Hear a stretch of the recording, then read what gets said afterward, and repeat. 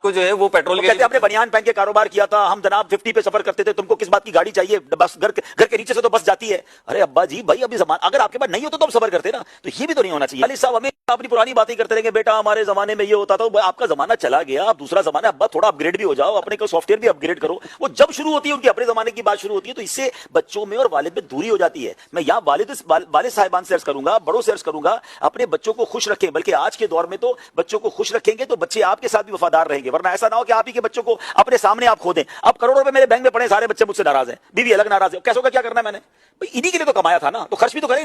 بعض والدین تو زیادتی کی یہ انتہا ہے کہ اس کی شادی ہو گئی ہے مگر وہ اپنی بیوی پر بھی باپ سے پوچھے بغیر 1 روپیہ خرچ نہیں کر سکتا. وہ جیب میں چھپا کے مٹھائی لا رہا ہے. یا اللہ, بھائی اب بیوی لایا تو مٹھائی تو کھلائے گا نا اس کو. وہ ماں کہہ رہی مٹھائی کیوں لے کر آئے گا اس کے لیے, تمہارے ابا تو کبھی نہیں لاتے تھے ہمارے لیے. اب اس زمانے میں کوئی چیز اگر نہیں آئی ہے تو وہ اس زمانے میں بھی نہیں آئے گی. تو یہ بھی ماں باپ کا الگ معاملہ ہے. آپ اپنے بچے کو تھوڑی سی اسپیس دیں. اگر شادی کی ہے تو اس کی زوجہ ہے, اس کو زندگی کے کچھ حسین لمحات تو گزارنے دیں. وہ ایک کہ کہاں جا رہے ہو, کہاں آ رہے ہو, رات کو لائٹ کیوں جل رہی تھی, ارے بھائی اس کو اپنے کمرے میں وہ اپنی لائف تو گزارے. یہ بہت بڑا ایشو. اگر ظلم کی بات کی جائے, آپ نے بالکل صحیح کہا کہ ہم ہمیشہ والدین کے حقوق پر بات کرتے ہیں, مگر ماں باپ کو بھی سوچنا چاہیے. اور پھر خرچہ بھی نہیں دے رہے. اب شادی کر کے کہاں, اچھا کیونکہ بعض اوقات بزنس سانجھا ہوتا ہے. اچھا نوکری کر کے آ گیا نا بیٹا, تو چلو اپنی تنخواہ میں سے نکال کے بیوی کو دے دے گا. اب جب سارا بزنس ایک ہی ہے اور ابا سے پیسے لینے ہیں, تو اس کو شادی کے بعد بھی آپ نے مانگنے والا رکھا ہے, کوئی فکس اماؤنٹ تو کر دیں.